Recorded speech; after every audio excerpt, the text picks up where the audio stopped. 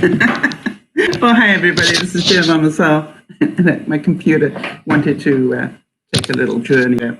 All right, this is DearMamaSal, and we are live on a Friday lunchtime, which means it's time for us to be talking about coping with feelings. I'm pretty certain, with all that happened in the United States this week, that a lot of people were exposed to a lot of feelings. And one of the things that I've learned over time is that feelings are feelings. And, you know, whether your feelings were good, whether your feelings were ones that you were surprised at, maybe you got very angry, maybe you got very emotional, whatever it was, feelings are just feelings and they're okay.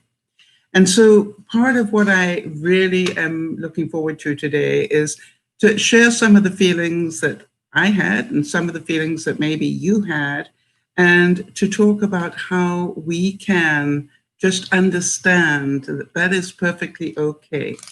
The other thing is, when you have a traumatic event happen in your lives, that it's really important to process those feelings. Hi there, Jody, and hi, Jeannie. Good to see you both. And so what I want to talk about is how important that is, that you get to talk about it, be it with your friends or be it with whatever, but to talk about it in the right way. And that's part of the process that I would like to chat about today. I'm going to try very hard not to make what I have political, because, you know, obviously that would upset some people. But on the other hand, what I want to do is make sure that we are fair to all parties. And I'm going to, you know, do what I can to maintain the devil's advocate and sit in the center of this to a very large extent. Oh, allergies are going again, people. So, first of all, welcome to everybody, and I hope that you are glad to be alive and glad to be here and ready to learn. And that is what we do every single Wednesday lunchtime. We learn more about our feelings and what happened. I'm also, if we have time, going to talk a little bit about pain, and that's going to be a regular segment that I want to put in, is how people managing with chronic pain in different ways cope with it, because I think there's a lesson for us all to learn every week about dealing with, be it our physical pain or emotional pain. It's all pain. Jody's saying, I'm glad we're going to be talking about this, Sal. Thank you. Well, obviously, I toyed with the idea, Jody. You know me well. And I thought, you know, I'm going to have viewers from both sides of this story, and that could be very difficult. My feeling is that should not deter me from having the discussion. And I'm hoping that I will not offend anybody. I'm hoping that at the end of it, we'll all agree on the fact that, you know, it is what it is, and we need to just be aware of both sides of the story. So, Jody's given me permission to talk a little bit about her pain issues, and she sent me a really interesting video clip that explained it so well, and I wanted to talk to you guys about that if we get that far. And then I've got a whole lot of feelings that I had this week. So it may end up that some of this broadcast will move into this evening's broadcast if I don't get time to cover it all, because there is quite a bit here. For those of you who might be watching in the sidelines, you know, in the shadows, as we call it, welcome, a very big welcome to you all. And if you've ever had feelings and wanted a place to talk about them, this is the place. We do it lunchtime, Pacific time, on a Friday lunchtime. We also do another broadcast on a Friday evening called Coping with Life. And then a third one on Sunday afternoons called Coping with Stress. And we basically are a group, DearMamaSal is a group of people who get together like an extended family. And we talk about our lives in the hope that it will help other people deal with theirs. And you're more than welcome to join in the chit chat. Just be aware, if you do join in on the chat, that is where I will read from. And so if you don't want me repeating somebody, please start your statement with, Sal, don't talk about this, or don't mention my name or whatever it is that you want. Don't put it at the end. I was halfway through somebody's comment one day when I was sort of reading ahead of myself, and I went, oh, they put at the end, don't talk about this. I was already halfway through it. So put it at the beginning because, yeah, really. Wanted to just talk about birthdays. As far as I know, we don't have any birthdays this week. But if you do have a birthday this week and we don't know about it, please let us know, because we will then update our database or database, depending on what country you come from. I have to speak, I'm from Canada. I have to learn to speak 2 official languages here. And one of them is not French. It's like Canadian English, and then there's American English. And it's quite funny. I also find that, so often I have to have both, be aware of both ways of spelling things. Although most of the time I just keep to the Canadian one, because it gets to be too much like hard work trying to do both all the time. All right, so I'm going to make sure that we start this by just a few ground rules. Do we all agree that everybody has the right to their opinion? Now, that's the first place we need to make sure before we get into this. One of the most fascinating broadcasts I think I ever did was a broadcast I did where we ended up, quite by accident, with at least 6 different religions in the room. And I thought that was such a rare occurrence that I actually changed the focus of the broadcast and said, this is a wonderful opportunity for us to find out from other people why they practice the religion that they do. And we had a 2-hour, I think I went over time that day as well, at least 2 hours of talking to all the different religions, including we had a Satanist in there. And we asked questions of each of the religions. And we agreed not to negatively judge anybody, because everybody has the right to practice their own religion. And the fact that you don't understand why anybody could be a Satanist, it doesn't mean that they shouldn't be. It means that, maybe we don't know enough about it. And maybe we don't know enough about them to find out why that sort of religion appeals to them. And so one of the things I really beg that we all do, and myself included, is that we keep this as calm as possible, but try to see all sides of it as we work through it. Is that okay with everybody in the room? So this would be more an exercise of hearing, of having compassion, of being able to see both sides of the story. I'm not asking you to change your mind. I'm asking you, can we see all sides of this?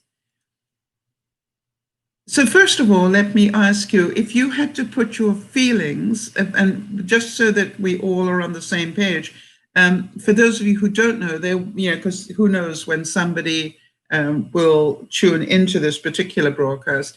This broadcast is being done just after the attack on the United States Capitol by a mob of people. And I want to make sure that we all agree that there is a difference between a protest, a lawful, peaceful protest, and an angry mob. Do we all agree there is a difference? And that is the place where I want to start, that you do understand that difference. And that not everybody who marched on the Capitol became part of an angry mob, all right? And some people made choices along the way there. And not everybody that marched on the Capitol, do we all agree, not everybody who marched on the Capitol became unlawful. And, that's what we need to make sure, that we don't judge the whole group of people by the few that did what they did. And so that's going to be a really important factor. So how did you feel? If you had to put your feelings about what happened into a word or two or one sentence, what was your overall feeling of what happened? I know that I sat watching that go down, and there was part of me that was terrified. I don't mind telling you that. There was part of me that went into trauma in some way, because this was like pretty, it was just like, I can't believe I'm seeing this. The last time I felt like this was watching the Twin Towers drop. I can't believe what I'm watching. And so there was that disbelief, the cycle of loss. There was that denial. I can't believe what I'm seeing here. All right, so let's see what happened. Jodi's saying that her words to describe it were shock, horror, sadness, fear, and shame. Right, so that's a lot of stuff going on there. And she also adds, I cried for hours. Yeah, I must admit that my reaction to my feelings was not to cry. I got so angry at so many levels that I actually stood up and I started to use that negative energy to walk. And I put in quite a few steps that day, I can tell you. So, Jodi, be thankful for the fact that you cried. It is your coping mechanism to not have a heart attack. And I remember somebody saying once to my sister that the thing that would stop her having a heart attack was the fact that she cried before she got that, overwhelmed. And so if any of you find that when you get that upset, you cry, be thankful. Jodi's saying that she cried first and then the anger showed up. So that's an interesting thing, right? It's all part of our coping mechanisms. I want to make sure that you understand that your body knows how to help you. Jeannie's saying sadness at the Capitol building was being harmed.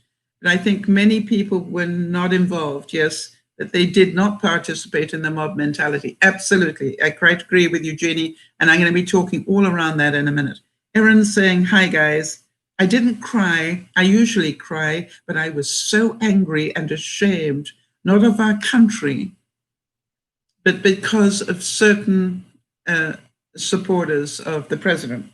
Okay, so you all understand that whether you were supporters or not, you would have gone through huge emotion. How many of you can see that those people who marched on the Capitol were full of emotion?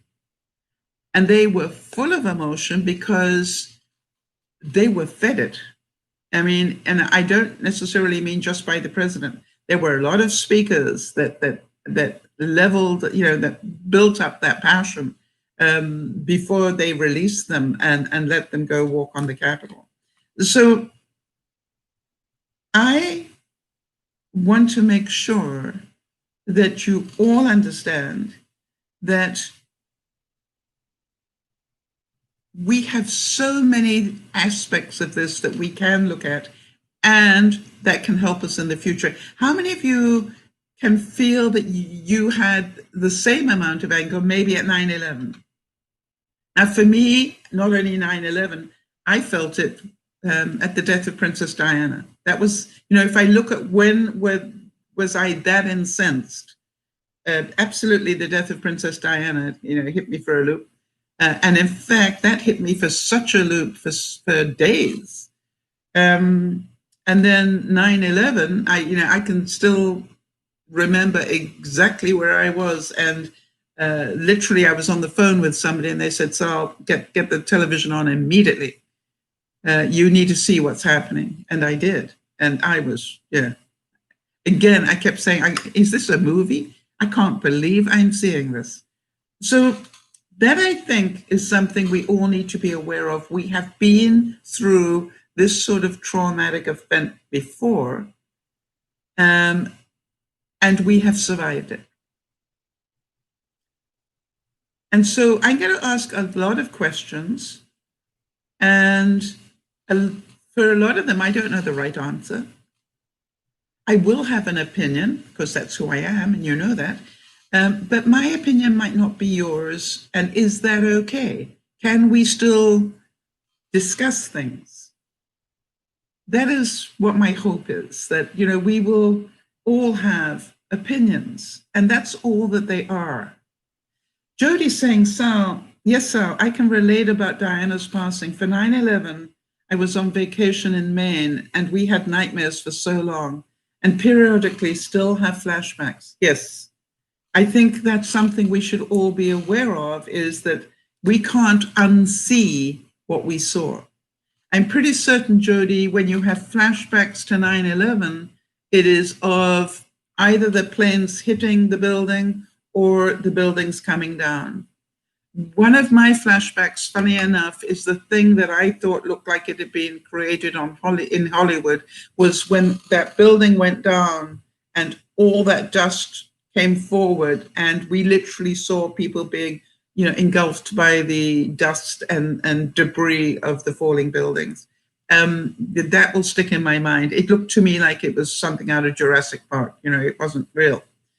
Jeannie's saying 9/11 was terribly shocking. This was less traumatic because it was smaller, but terribly upsetting nevertheless. Yes. And that is why I have taken the risk to talk about it today, because I'm sure that, and I know a few of my viewers better than others, but the few that I know, I really wanted us to have a moment to discuss it and hope that we can help each other and also help other people who may hear this broadcast.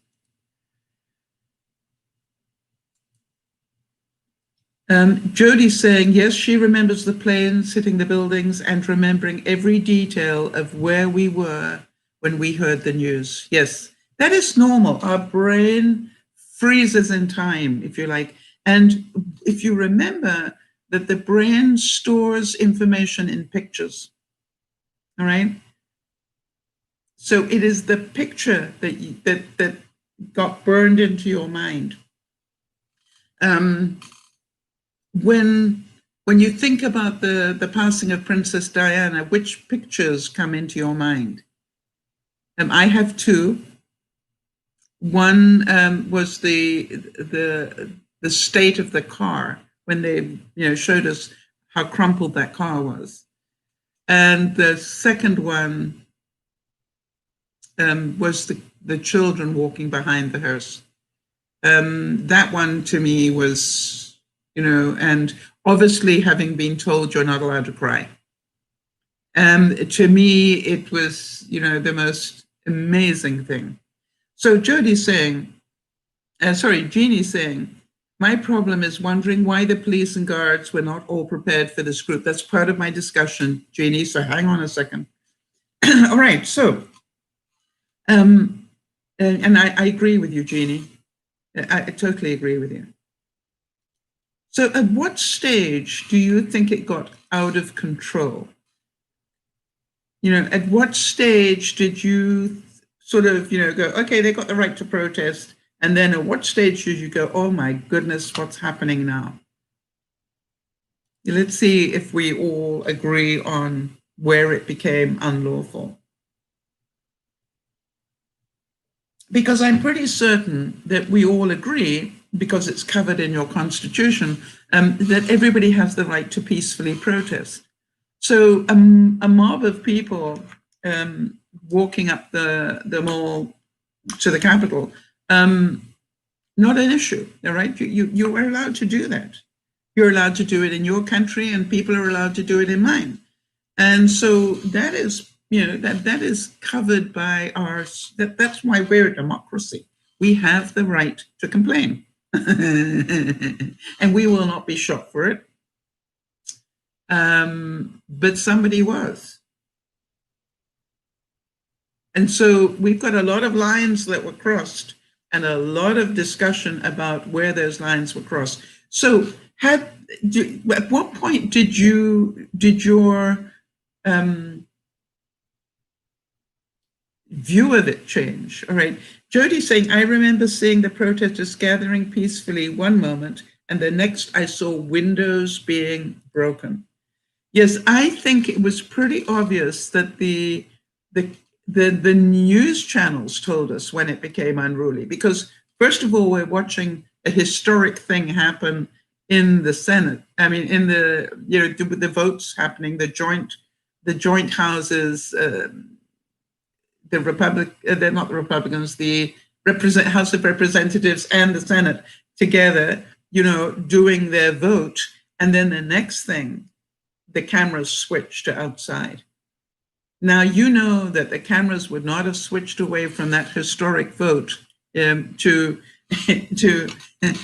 verify the new president without really good reason. So you knew that they had been watching that for some time, but they didn't switch it over until they knew it was trouble. Now, Jeannie's saying, did some folks infiltrate the main group and spur others to do wrong? I want to talk about that, Jeannie, because I believe that is so in any mob. I think back to when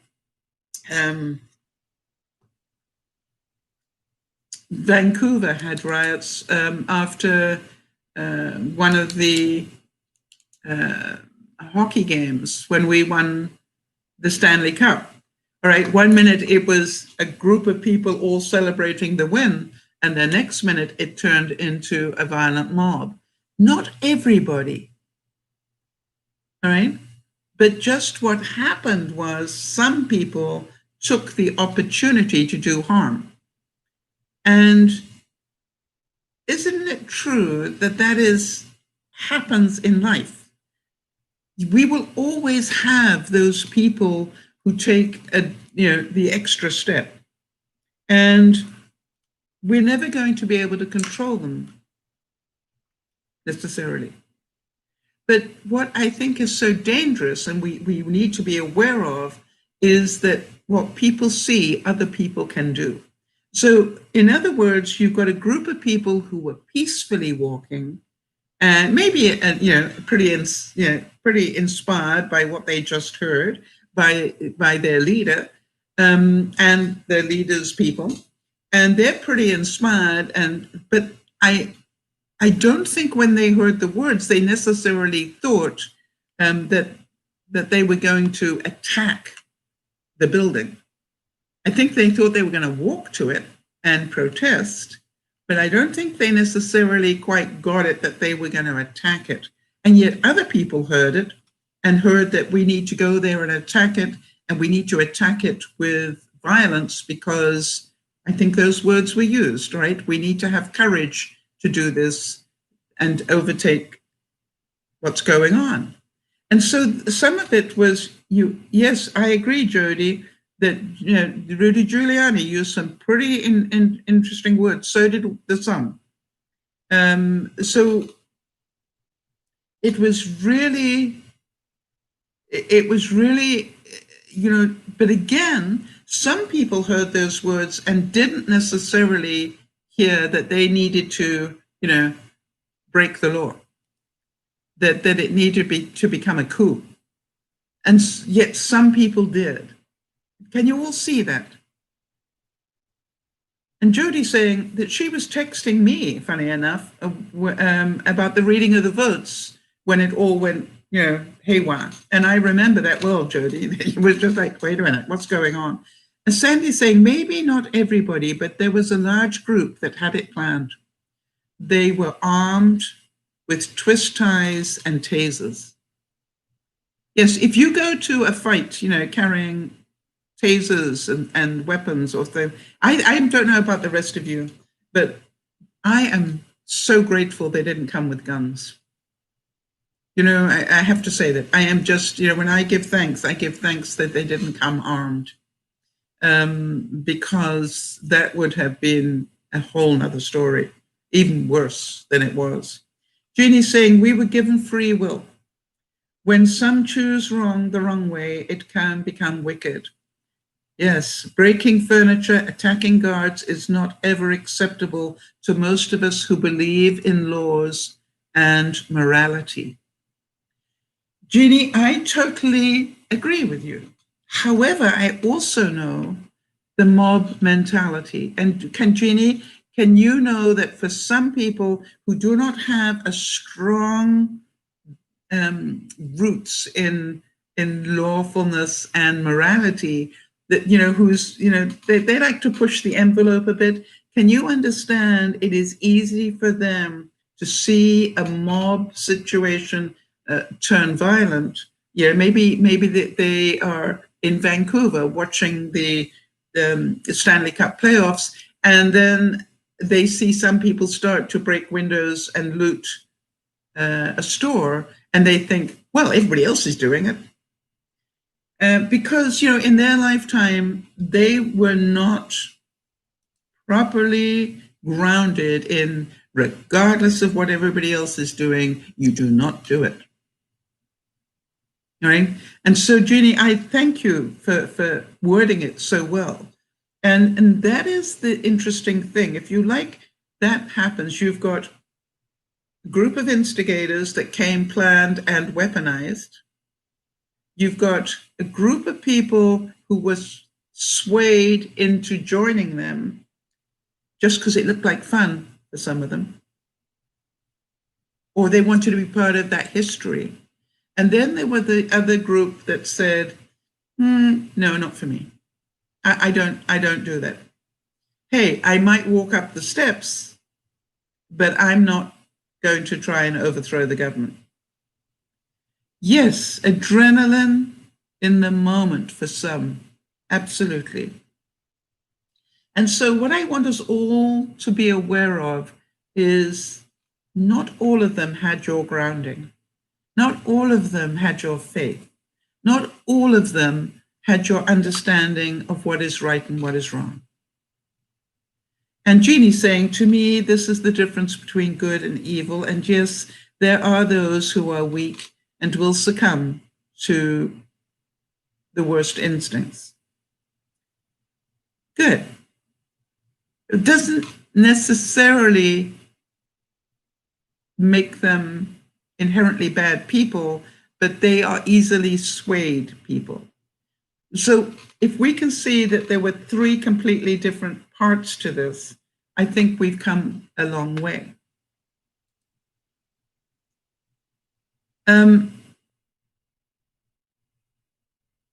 I want to save that question until much later. Hold on a second. Let me go back.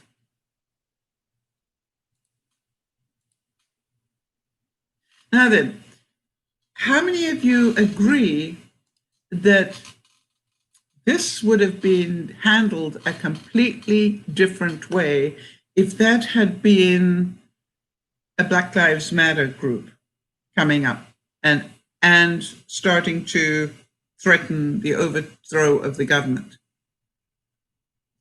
Or, as somebody so rightly said, I think it was, and I can't remember who it was, but anyway, somebody said, what if it had been a group of Muslims? You know, what would the reaction have been then? And why was there, you know, we've got a lot of questions being asked about why was there so little protection? And we'll continue to talk about that in a second. Hang on a second. Erin's saying, I know this is a little late, but I have two moments from 9/11. One was the building falling, and the second one was the camera is going to see the wreckage and the survivors coming out all battered. Yes, Erin, and we will have those pictures in our minds. That's what I want you to remember. When you think back to this event, this traumatic event, your mind will flash a couple of pictures. So I want you to be aware that that's not a bad thing. It just is every now and then your mind will flash you a picture of what happened. And I don't know what your picture will be. But, you know, just be aware, the same as you have pictures of the death of Princess Di. You know, we have these pictures stored in our minds, and they will be, because you cannot unsee that picture. And Jeannie's saying, I've been on the other end of things when a strong voice was needed. Yes. Aaron's saying, and for Princess Diana, it was how they kept showing that footage of her in the window of the car, and definitely the kids walking behind the hearse. So solemn. Yes. I mean, it makes me cry even to this day to see that picture. And the wreath with the word mum on it. Or mommy. Was it mommy? but that beautiful, very simplistic wreath of white roses, and it was just like, oh, anyway, never mind. So now my next question is, who do you think was to blame? And, I want to make sure that I start off by saying I don't think any one person was to blame. I think this was a perfect storm of failures in so many areas. But who do you want to blame for this? Because I think it's natural that that's what we do when we're in anger. We want to blame somebody. So let's hear, from my viewers, who they want to blame. And so, because I think a lot of different people will see this in different ways as to who was to blame.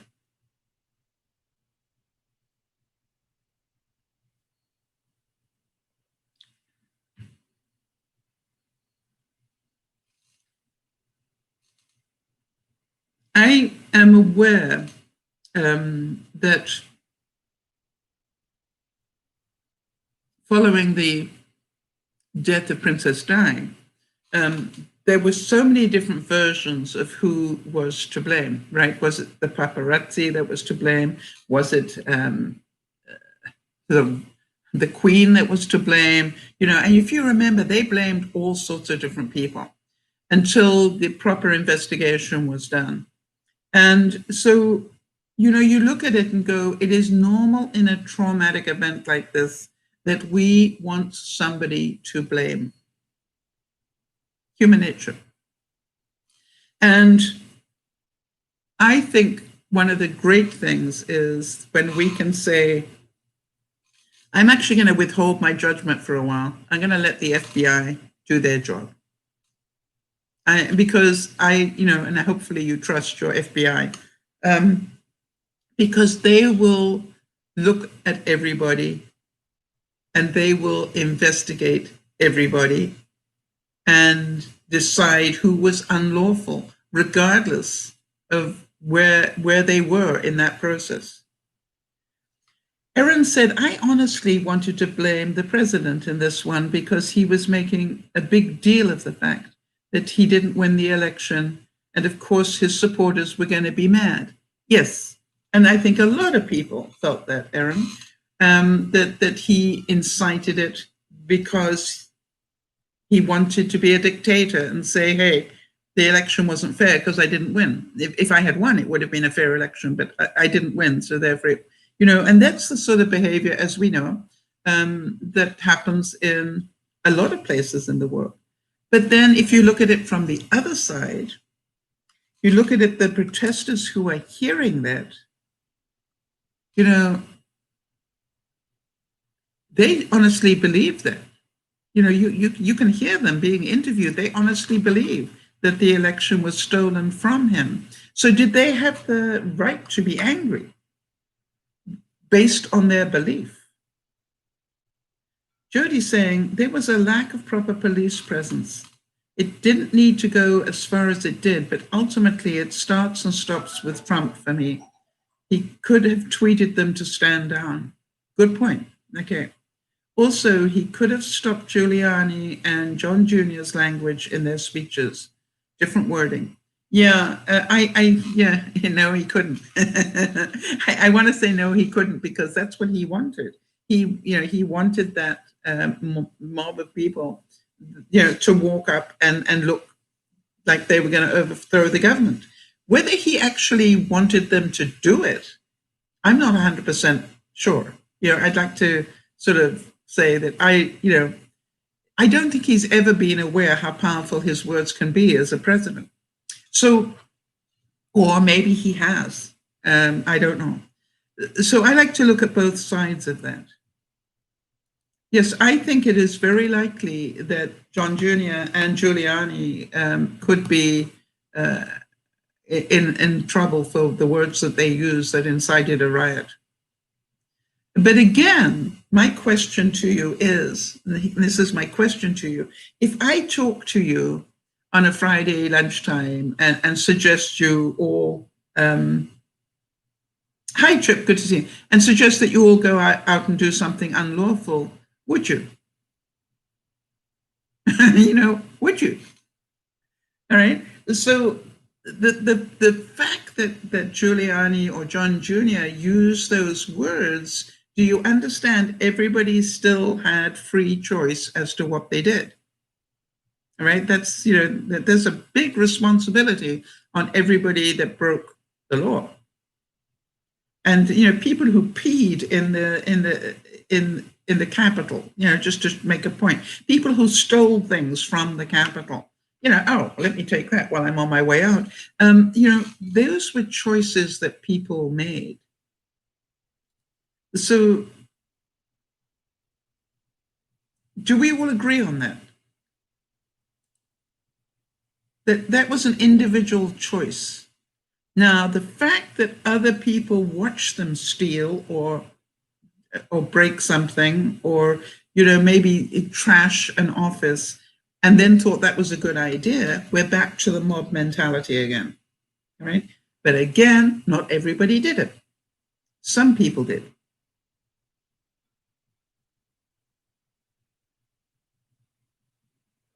So let's make sure that we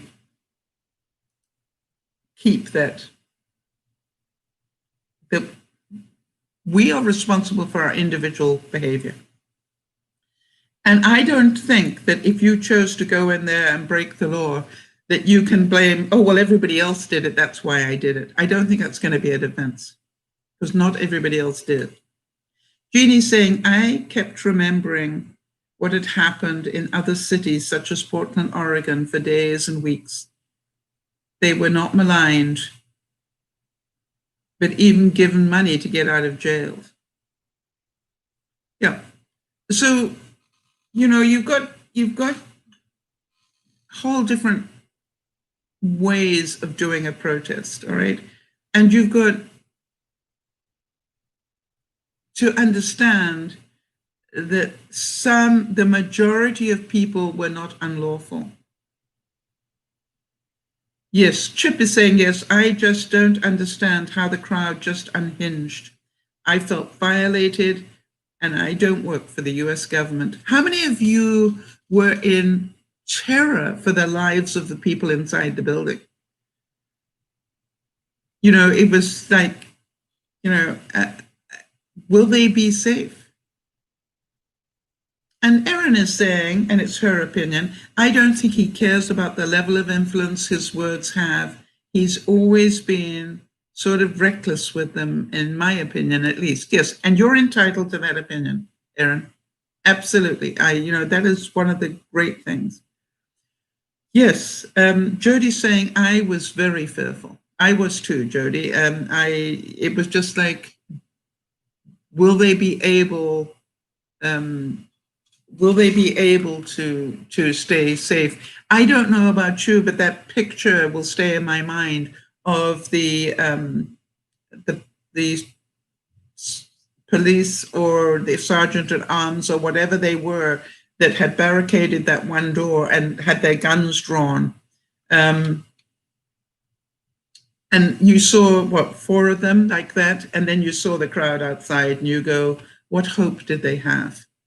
But they were willing, with their little 6-shooters, they were willing to do what they could. And that picture will stay in my mind. And yeah, Erin is saying, and Erin, it's always a pleasure to have you here, honey. Everybody has free will, regardless of what anybody says. So I want to make sure that we don't just blame the president or Mr. Giuliani or John Jr. They all contributed, in my view. That's just my view. But the people who actually did the deeds are responsible for their own action. And Jeannie's saying, Lindsey Graham has been my hero for a while. I got a lot out of his words. Yeah. So, and yet there have been an awful lot of people, Jeannie, that feel the opposite about him.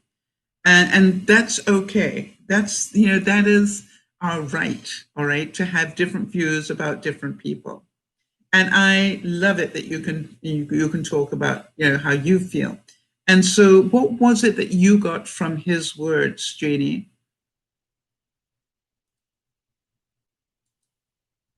I must admit that one of the moments of amazing hope that I got was when certain Republican senators decided not to carry on opposing the vote. I don't know about anybody else, but that was like such an incredible act of unity to try and help the country. And I just went, I'm going to make a note of those names because they were willing to do what they thought was right for the sake of the country. And I was really touched by that. Yes, Jeannie's saying that Lindsey Graham was disgusted, upset, and he felt he had enough of the violence. Yes. I must admit, Jodi's saying that when she heard those votes, those senators who had originally put their names to things saying, no, I'm not doing that anymore. Jodi's saying Lana and I were cheering. Yes, I must admit, I had tears in my eyes going, I know how difficult that must be, but thank you. That's what I said. Thank you. Now then, let me ask you something else. How many of you can see that for some people, that was their commander-in-chief telling them what to do? Can any of you see that? That was their commander-in-chief. And they were his soldiers. That's how they saw themselves. And my question is for those people who understand the military, can you understand that for them, it was a no-brainer? For them, it was, I've just been told to come out of the bunker and fight the enemy. And for me to disobey that order, I could be shot for that. Can any of you see that it is possible that some people heard it that way?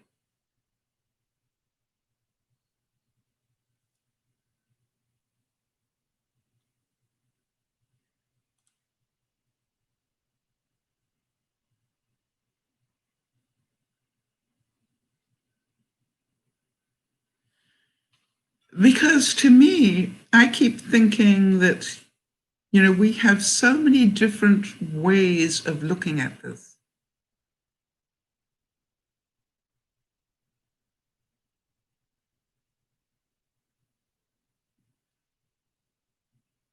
I'm waiting to get some feedback on that one.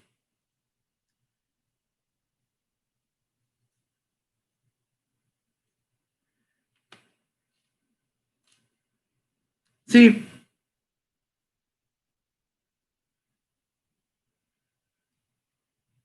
and there's part of me that says if you have been in the military, there's part of you that understands that. But in the military, if you have a superior who gives an order that you don't agree with,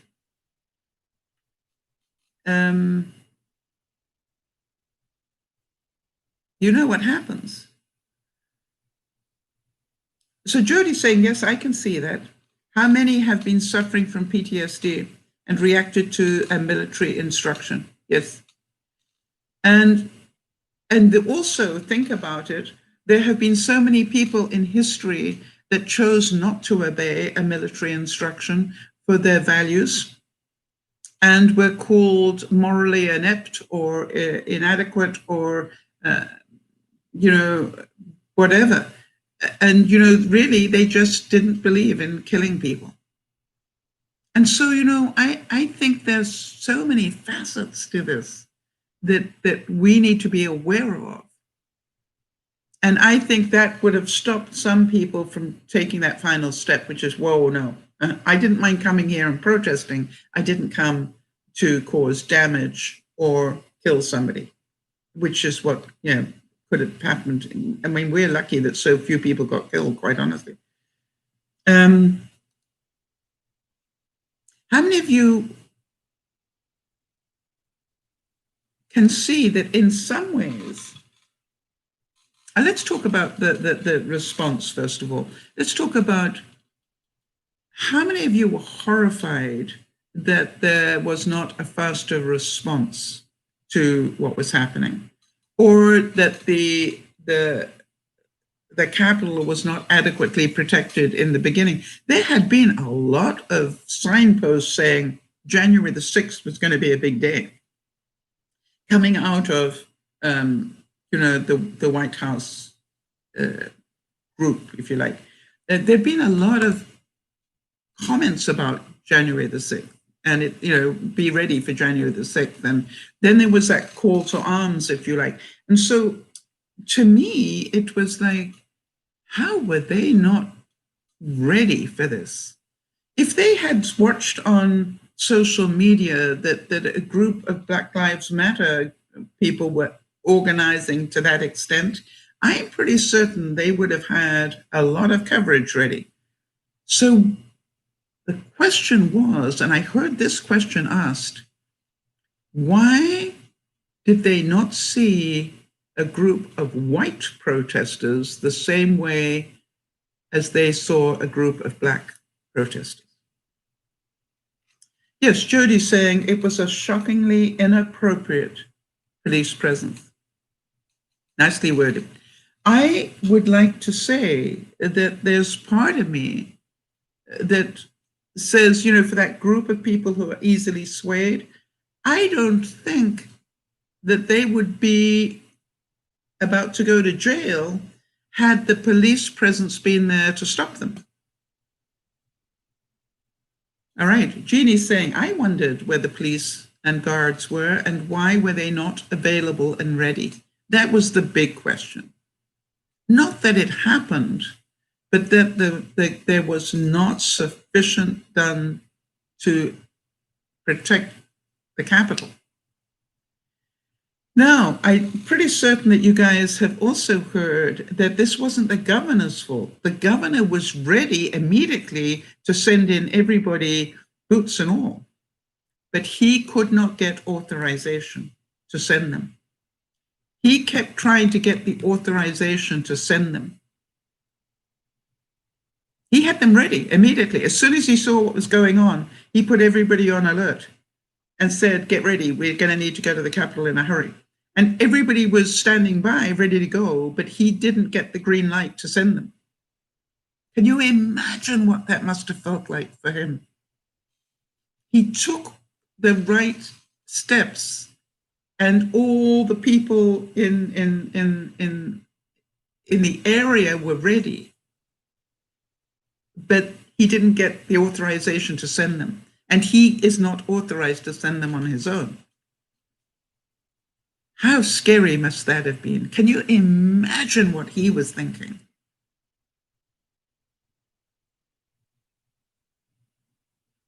Hi, Aya. Good to see you. And Jeannie's saying the mayor of DC is ready to make the district a state, but not ready to defend our capital. Okay. Erin's saying, I need to go in a few minutes, but I just wanted to say goodbye before someone comes to take the phone out of my hand and start moving me around. It's shower time, but I'll be here tonight. Well, Erin, big hugs to you all, honey. We love you and enjoy your shower. Get squeaky clean. We like that. Well, Morocco is a country that I have been fortunate enough to visit. So I always love it when I see somebody from Morocco. It's not a country about which we hear a great deal, but I must admit that I had the honor of actually having a meal with the then Crown Prince, and isn't that amazing? How many people can say that?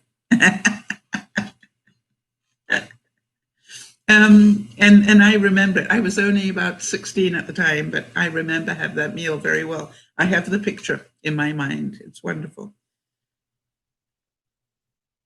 All right, so Erin's saying, and I will be back for the very end of this one as well. Jody, if you're not too busy after the cast, find me. Goodbye, everybody. It was nice talking to you. Well, absolutely, Erin. Always a pleasure. All right, so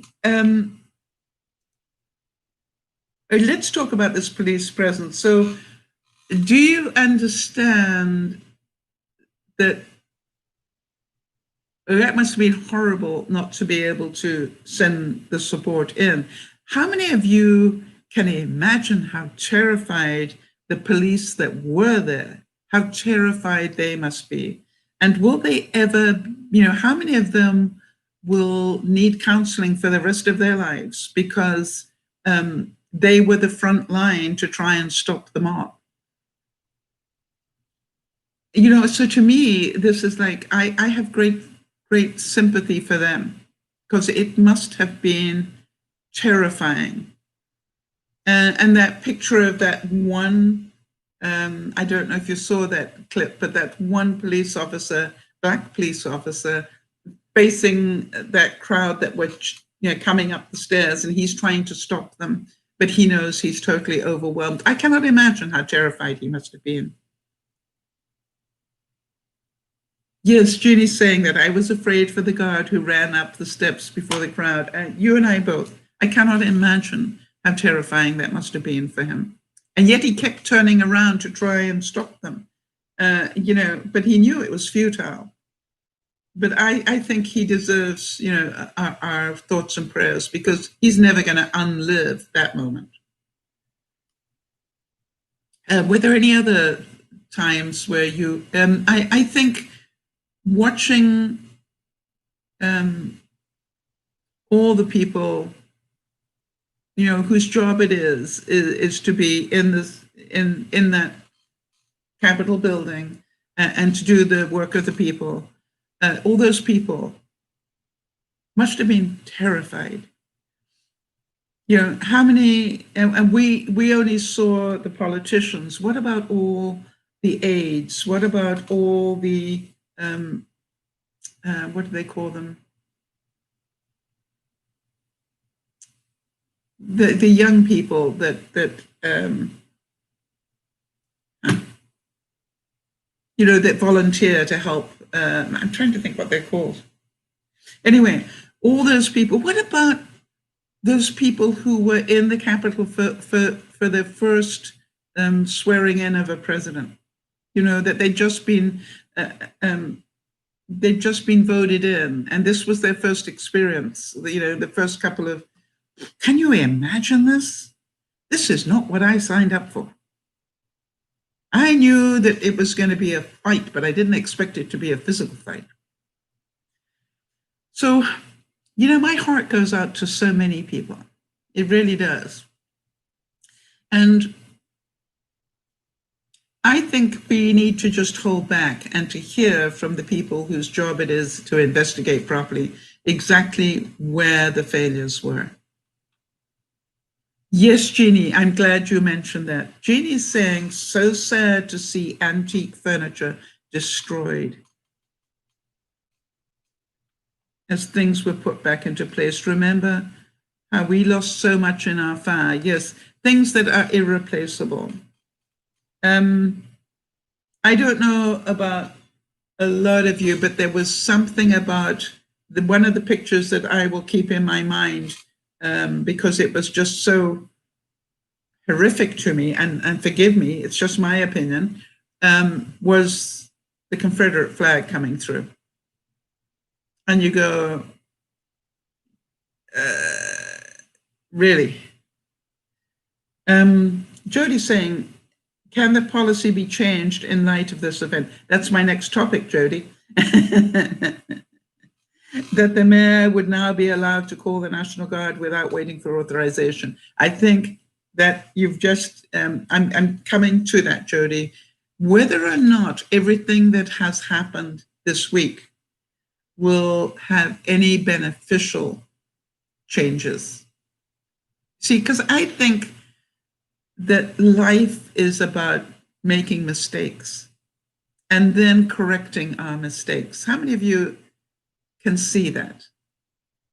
I'm pretty certain every one of you have been in a situation and you said, afterwards, that wasn't my finest hour. I'm going to do everything I can not to repeat that. You know, and what you do is the next time you get into a situation like that, you change course.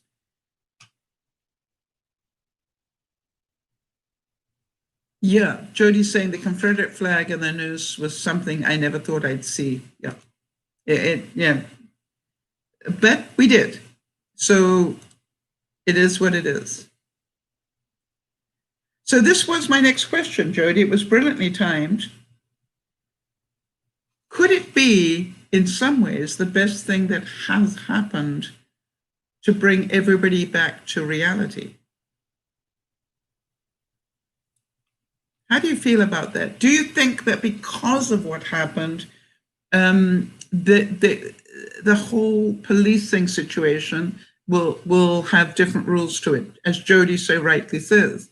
You know, or you know, do you feel that because of what happened, all federal buildings should be adequately protected? But again, how many of you feel, I don't want to see dirty great fences around all our federal buildings? And the other question is, do we rather think about, will they look at a policy that says you are allowed to be up to this point? Okay, Ayub, good to see you.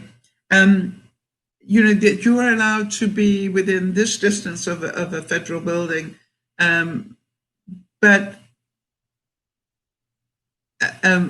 no more than 12 people at a time can come forward after that. And if you come through in a group bigger than 12, you know, I don't know, they're going to have to find rules that says, you know, if you come in as a mob, I have the right to attack you. They can't stop people visiting these buildings. They are public buildings. And there is a difference, right? But I do honestly believe, just my view, that this will have, number one, shaken the senators and the representatives enough that they don't want to see this again. Right?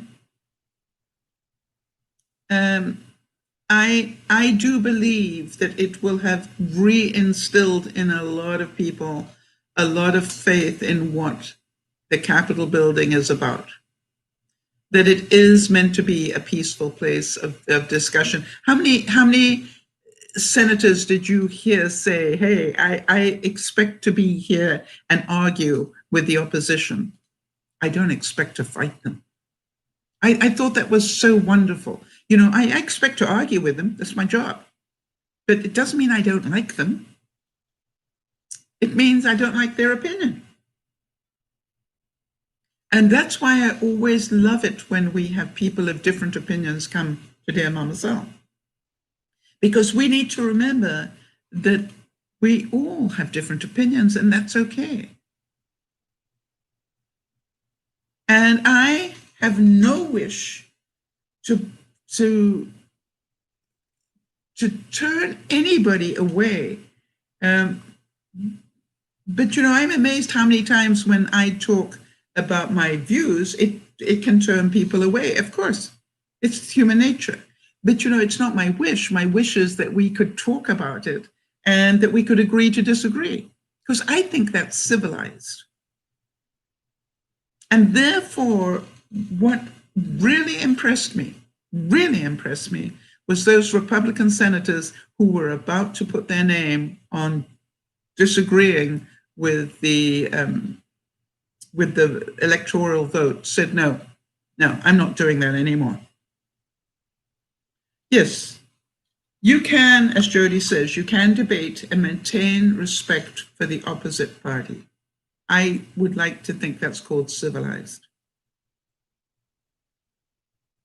Yes, that's a really good point, Jeannie. Let's talk about that for a little while.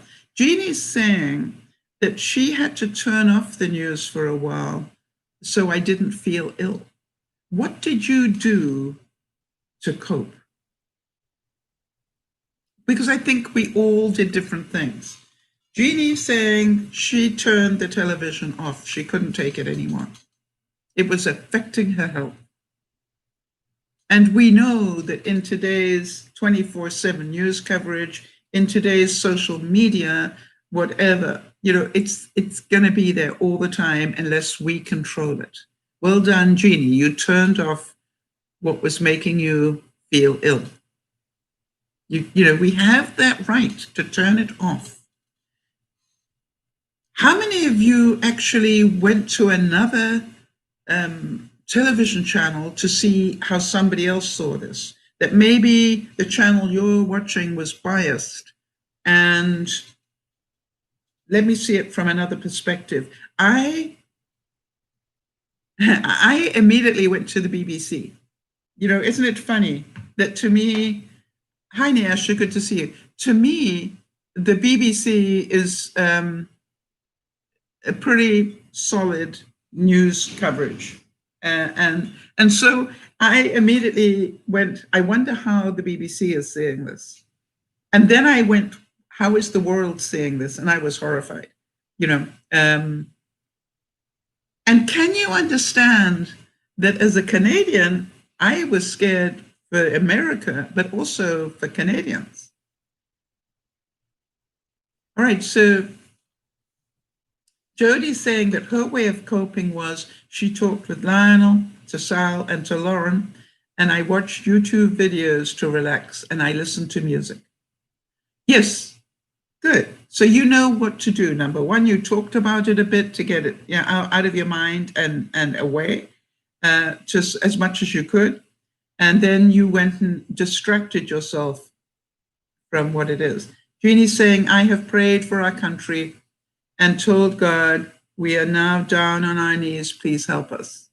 Yeah, you called for, I must admit, I prayed for cooler heads. That's what I prayed for. May cooler heads prevail. And, I was pleased to see that, there were a lot of people who said that's enough now. Okay, stop it. This is, we have to bring law and order back. Yes, and Jodie's saying, we kneeled in prayer, not in defeat. Yeah. So, this is like, we all have our own coping mechanism, and it's not right or wrong. It is your way of dealing with something like that. As you heard, I was so angry, and I was sitting there getting more angry, and I decided, hey, that is good energy if you want to use it for good, not bad. Now, I've got two choices: throw something at the television or to use that energy. And I got up and I walked for 3/4 of an hour and I walked out that anger, and it was amazing. Now, my next question comes because I heard that this was an interesting fact. Do you think that a president should be able to pardon him or herself?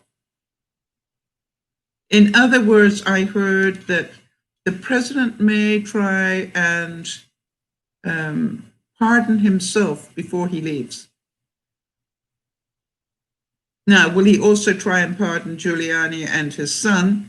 We'll see. But, this is like, do you think that a president has the right or should have the right to pardon himself? And if not, why not? Let's see how people feel about that.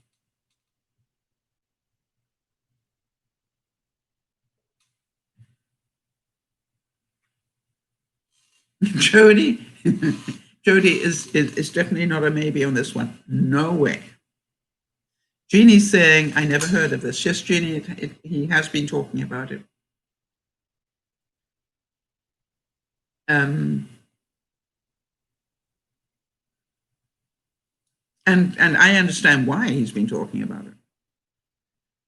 So now that you have heard about it, do you think that the president should have the right to do bad things and then pardon himself before he leaves office? Chip says no. I would say that my fear would be that if you allow that to happen in any democracy, it allows anybody to do the most terrible things and not pay the price. Yes, Jody's just saying that. What's the limit then? Do whatever you want and then have a magic wand and all goes bye-bye. No, I don't think so. I agree, Jody. But, I just want to get people's view on that. Because do you think that a president should be allowed to pardon people? Because what I saw happen in the last few years was people who, quite honestly, I don't think should ever have had a pardon, got pardoned. So do you think that now they will also relook at the whole thing about pardons in terms of a presidential pardon? Because again, so many times were these norms overstepped during the last 4 years that I think what everybody realizes is we need to relook at these things. I think there are going to be a lot of congressional hearings and there are going to be a lot of new laws put in to protect against these things ever happening again. So I thought I would add that as a question. Now, the next question would be, have you ever believed in something enough to break the law? And think about that before you do it.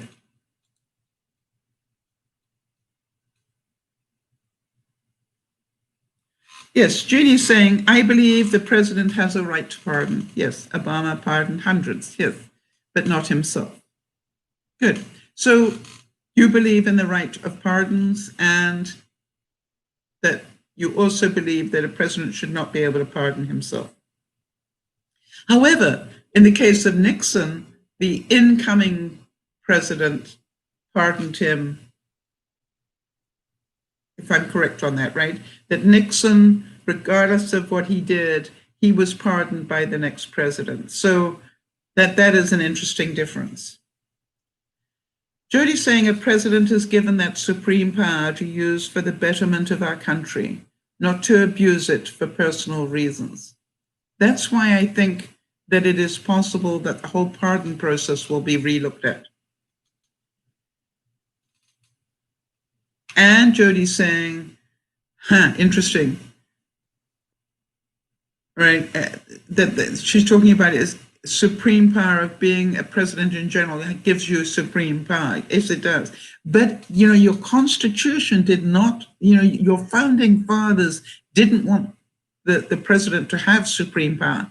Am I right? That's why you have the DOJ. That's why you have, your three different pillars of government is because, you've got, is because they didn't want one person to have supreme power. Yes, Jane is making a very valid point. During the Vietnam War, some of us marched on the street to get our men back home. We walked on legal matters into the night. We did not break the law. And that is what I want to make sure we all remember. As long as you are a democratic country, you have the right to lawfully protest. You have the right to lawfully protest. That is what being a democracy is all about. That is the value of it. That we can have a million-man march. That we can, if you can remember, all the freedom fighters back in the 50s, right? They had the right to do that, and they faced incredible, retaliation, but they still had the right to march. Martin Luther King. When you think about it, those heroes. Now then, let me ask you a very difficult question. Are you ready for a really difficult one? Did any of you see what happened as treasonous in some way? Do you think that inciting people to overthrow the government, that's what the Capitol building is, seat of power of the government, do you think that inciting people to overthrow the government is treasonous. Now, while people are answering that, you must remember my history, right? I spent 17 years in South Africa. And for all the time that I was in Africa, Nelson Mandela sat on Robben Island, an isolated prison, a bit like Alcatraz, an isolated prison for the fact that he plotted to overthrow the South African government. And he spent a lifetime in prison, just about because of that. So where is it? There's part of me that goes, think about that. And yet he was eventually released and went on to be president very quickly thereafter. So think about the difference between protesting and plotting to overthrow a government. And when is it okay to plot to overthrow a government? Let's go back, How many times has your country plotted to overthrow a government? How many times did the Brits overthrow governments, to increase their empire? How many, you look at it and go, be careful how you judge this. And is it okay for Christians to overthrow governments, but not Muslims? You know what I mean? Be very careful. The slippery slope is amazingly close to you on this issue. And that is why we are allowed to protest. That is why, Jeannie, it was wonderful how many people marched in the streets to tell the government, we don't agree with you. You need to relook at this. I think that is exactly why we need to be allowed to protest. I remember the Kent University protests, but I also remember how many people got killed during it. So my question way back when was, would you be prepared to march on something as contentious as this, knowing there was a possibility it could turn nasty and you could get killed? And so there's part of me that goes, do you think that that woman who got shot really thought it through?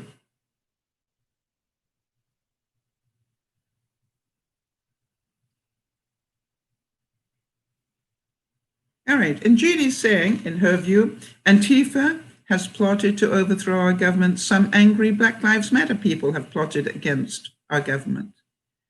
And I would like to say that how many politicians have plotted to overthrow the present government or the past one? You know what I mean? Like, if you think about it, that's what they do.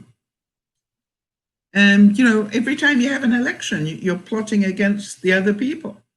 And it's just like you need to be very careful of the slippery slope. And I would just ask you to stay level-minded as to where do you draw the line. How many of you feel that social media plays a big part in helping these riot situations?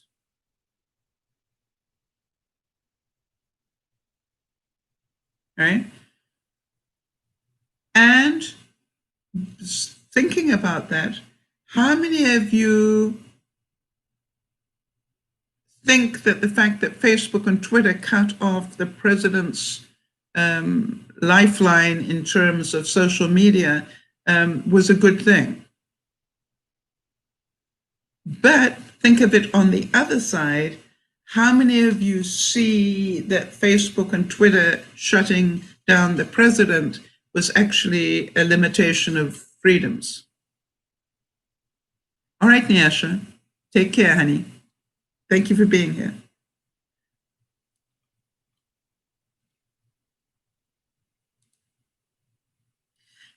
Jeannie's asking me for my opinion. So do I think that the discussion about the overthrowing of the government is a moot point, in terms of my answer?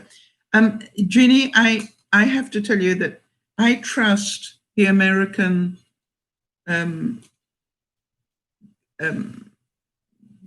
Defense Department and the American FBI and so forth enough, even with what's happened recently.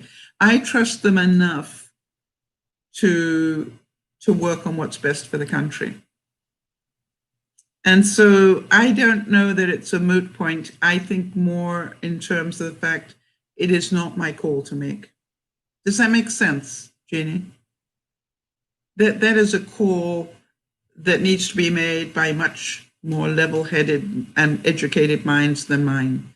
That is a call to be made by people, that have the best minds in the world working together. And I can have an opinion, that's fine. But yeah, really, do I think it's a moot point? Not necessarily, no.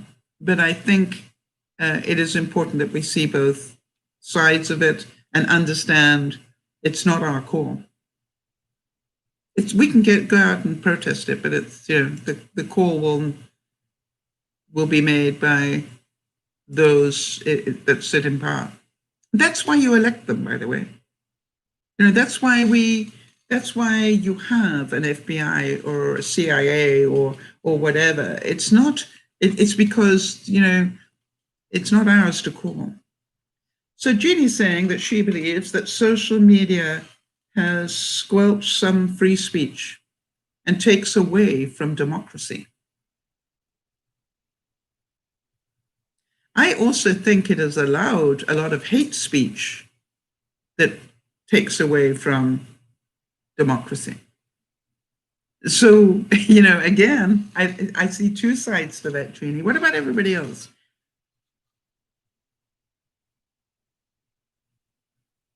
Yeah, interesting. Jeannie, thank you for your courage.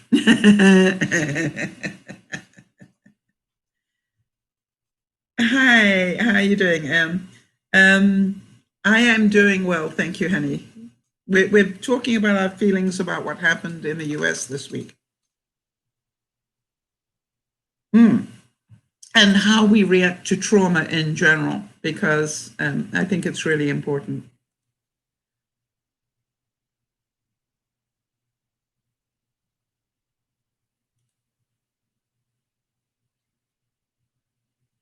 So here's another question that I have for you before I move on. Because the riots caused the death directly or indirectly of, I believe it's 6 people now, do you think anybody should be charged with murder?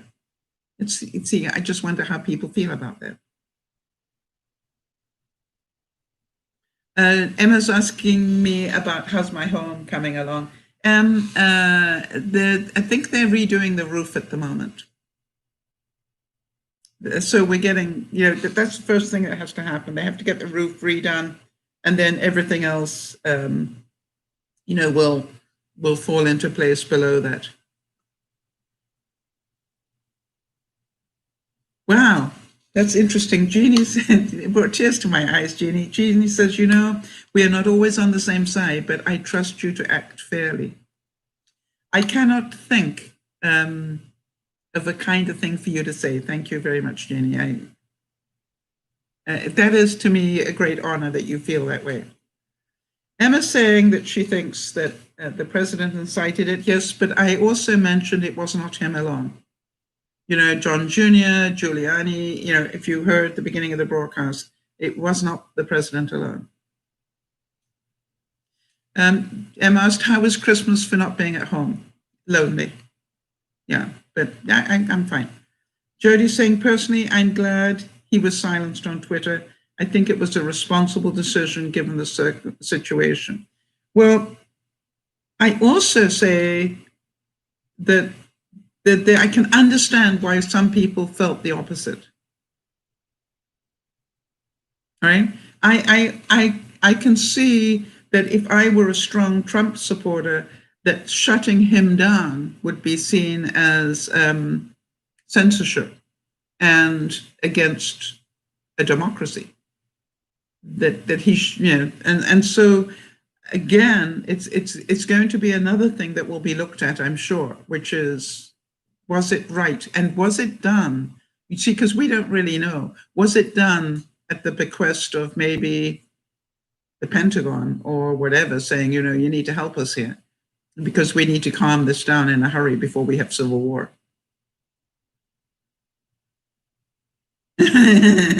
Em said, I feel angry today, so I checked in to see if you were here. I needed the distraction. Are we allowed to ask what you're angry about? Just look into the eyes of that puppy of yours.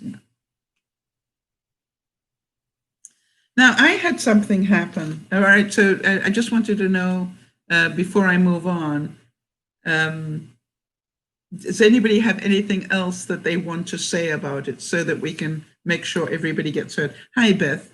Beth, did you get somebody to help you with that rolling cart full of water? It's like, really?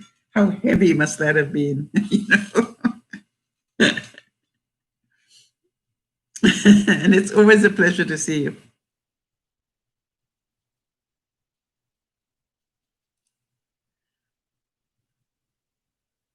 So while I'm waiting for people to respond to that, if they want to, I just want to tell you, I had something happen this week that really confused me. I have one Muslim viewer who wrote to me and asked if I was a Muslim. And obviously I wrote back and said no. And then wrote to me again this week and said, why did I not do a broadcast wearing a hijab? And, I was quite confused by that. And I thought about it for a while and tried to work out what the right answer would be. And I don't know that there was a right answer. I just said, as a to me, I'm a person that believes in. I'm a Christian. I believe in women's rights and freedoms, and therefore, why would I do that? It's just like that goes against what I believe. Okay, Chip is saying that she is still afraid for the President-elect Biden's life during his inauguration. I am pretty sure, Chip, that he's going to be wearing, more than normal amount. They normally do protect the president during an inauguration with bulletproof vests and things like that, and the first lady as well. That's why their outfits are normally looking pretty chunky, because they actually are padded. Did you know that, by the way? But I'm glad you're concerned for him. And I'm concerned for I'm hoping that they cancel the inauguration, quite honestly. You can do it. I don't think Biden needs it for his ego. You know what I mean? It's like he doesn't need that pomp and ceremony. He's been through all that. He doesn't need it. Jeannie's saying, I had my teeth cleaned on Wednesday. I told them I was late due to our home being burnt down. Okay. M saying, people can be toxic. Yes, we were talking about that. And you put up with it because I don't know. Why do we? Because we care about them? And then whatever. Then it gets too much and you explode. Isn't that true? Makes no sense. Jody's saying, I'm an emotional pretzel over this, but we have covered so much. Thank you, Sal. It's my pleasure. I hope it helps some people. Jeannie's saying,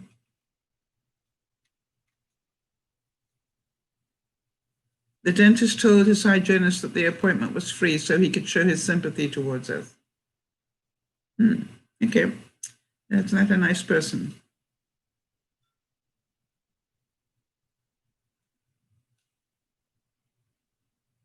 Yes, Chip is saying, I would be happy with a Zoom inauguration. Wouldn't that be, a wonderful opportunity to use technology in a most incredible way?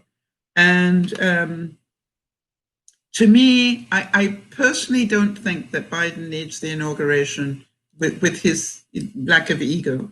I don't see him as somebody with a huge ego. I see him, as somebody who will do what he thinks is best for the country. Right now, then, I want to move on. I've got a lot. Where are we on time? So I wanted to move on to something that Jody said this week, which I thought was so interesting. Do any of you have a fear of being judged? Do any of you have a fear of being judged? Jody gave me permission to talk about this. She had to do a test, I think would be the right word for it. Hey, Jody, an evaluation on her mental health to find out if she was mentally in the right place to be able to have this operation that they want to do on her. And she was, delayed it in filling this thing in for quite a while, and then eventually realized this is stupid. I need to fill it in because otherwise I don't have the operation. But I'm going to quote her because I thought it was so well worded. Just hold on a second. Let me get this up a little larger so I can read it. And she said to me, and I have her permission, I haven't sent my psych paperwork in. Can you believe that? I've been chomping at the bit for every step so far in this process, and I'm a week behind my self-imposed goal with that paperwork. I've diagnosed myself with fear of being judged, and thus somehow failing this part of the journey, even though the doctors have already told me I am compos mentis, which means I am mentally okay. It's not her seal of approval I officially need. So isn't that amazing? I thought that was so human. And I'm pretty sure that we all relate to that feeling of being judged, but especially when somebody has an opinion that can affect the rest of your life.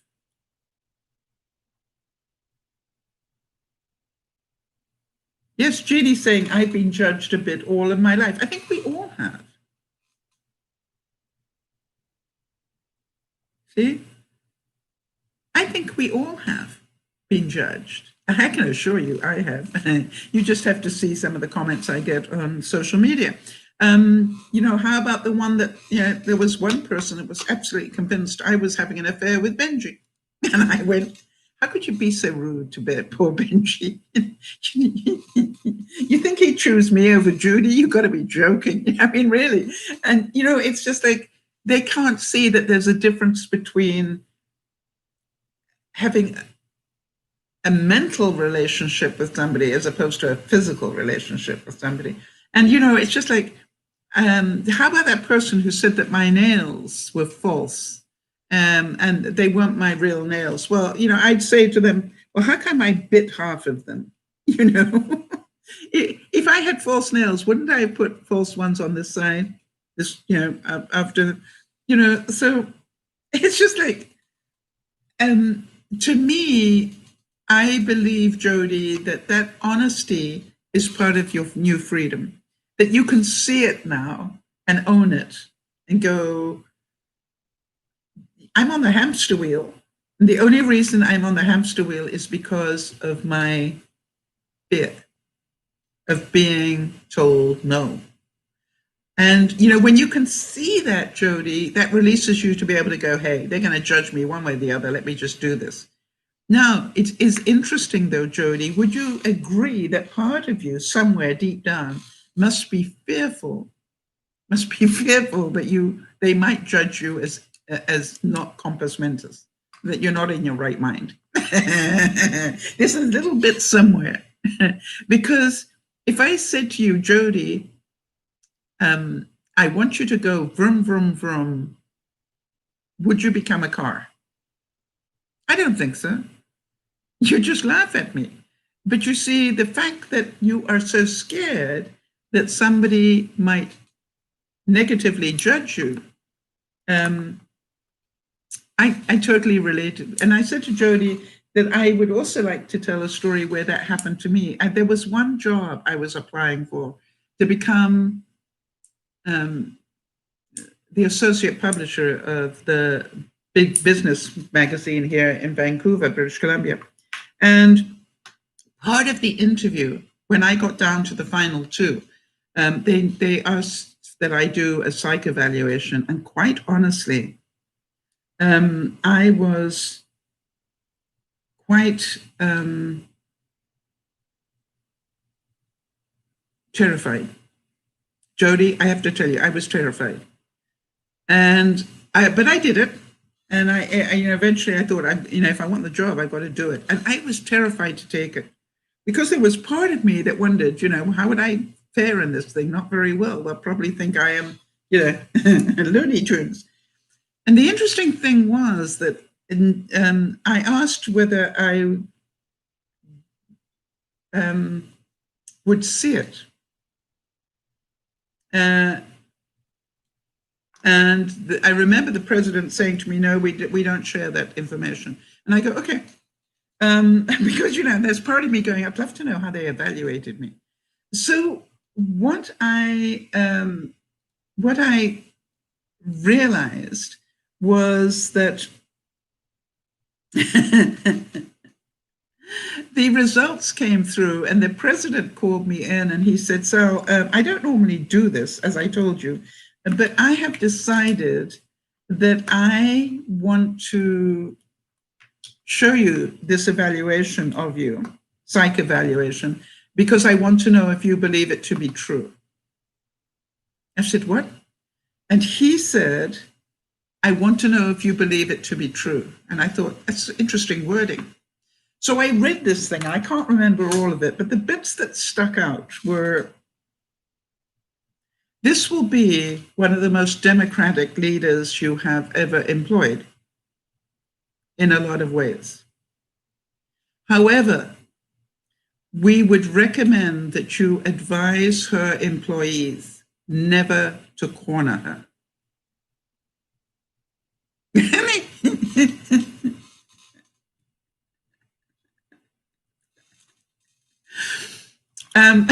And it went on to say, because she is a survivor, and as such, if she gets cornered, she will come out fighting.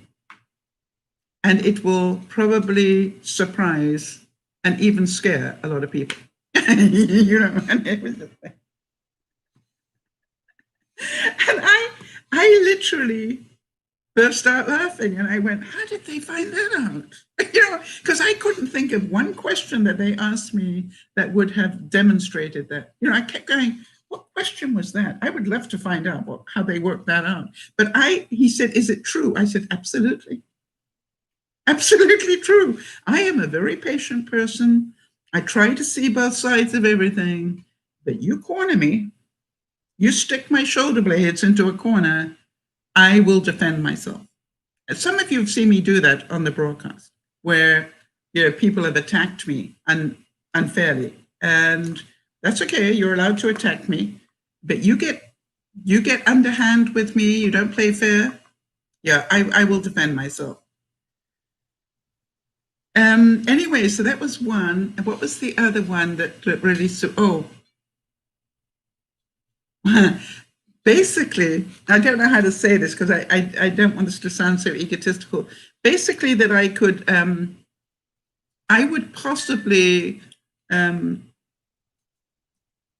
leap small buildings and be a mini superwoman if left to my own devices, but with support. That they genuinely believed that I had a mentality that could overcome a lot of obstacles, and they recommended that the best management style was to give me the broad picture of what they wanted me to achieve and leave me to do it, and I had enough intelligence to come back for help when I needed it. How many of you, would be amazed to hear that about yourself? And I went, and I sort of, I was reading it and going, and the president said to me, what reply are you, your whole body changed then, so what were you reading? And I said, this business about the fact I can leap small buildings. And he said, is it true? I said, yeah. Yes. But I would never have said that about myself. But yes, tell me what it is you want to achieve, and I will do everything in my power to achieve it lawfully. And I will do that. but I will probably, piss you off a lot along the way, but I will do it.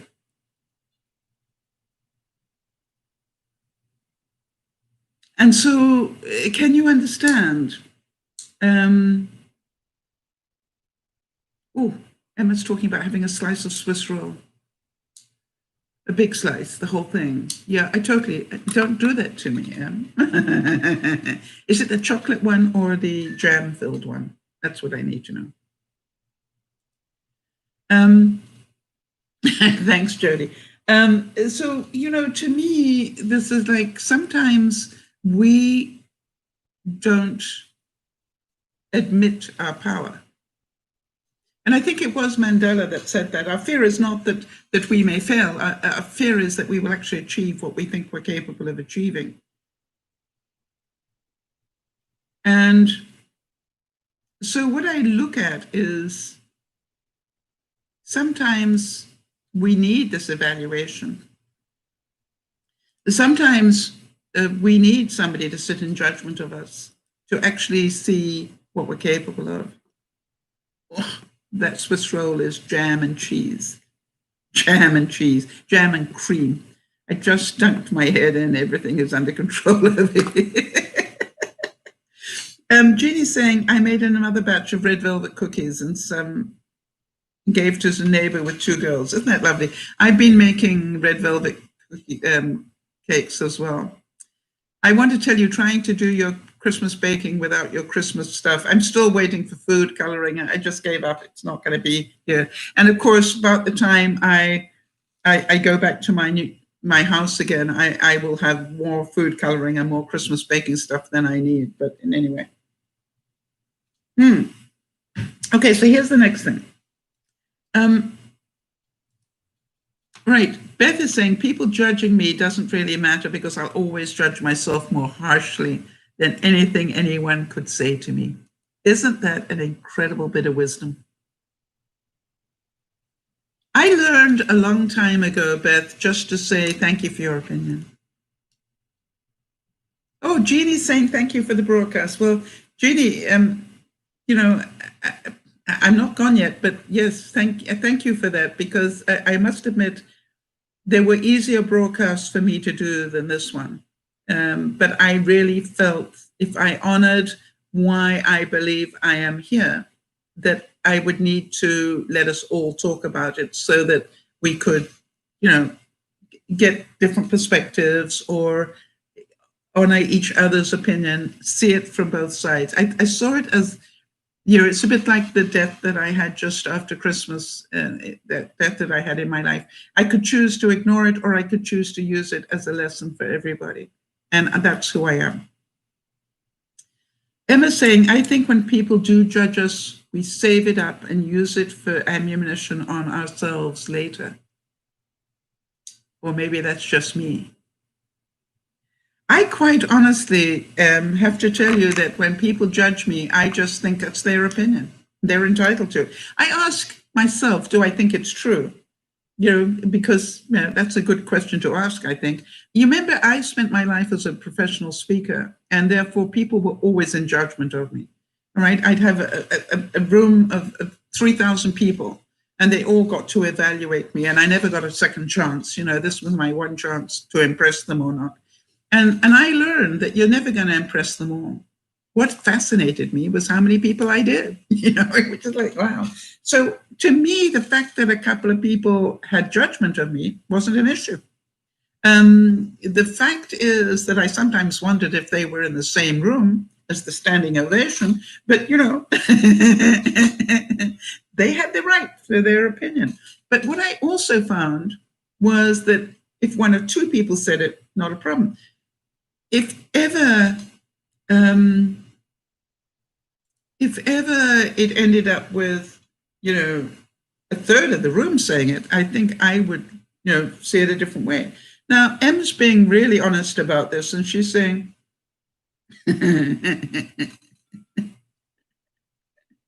I take great pride in wallowing, in my wallowing abilities, though. I can wallow myself into a mighty hole. It's Olympic style. The fact you can laugh about it. I used to be able to do that too, Em. But I've learned it's what a waste of energy. Let me get on with my life.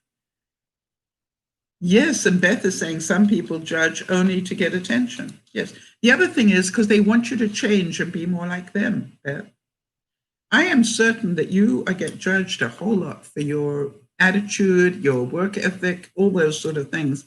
Why? Because people don't want to be like you. They want to be like them. Lazy, you know?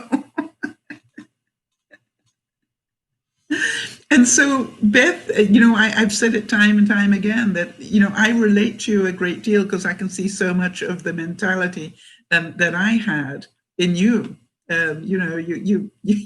You have a lot of the qualities that I had, and which is why I knew that even though you took that job on and you were just a regular employee, I knew that it wouldn't be long before you were manager, and then I still believe you'll end up a district manager if you hang on long enough.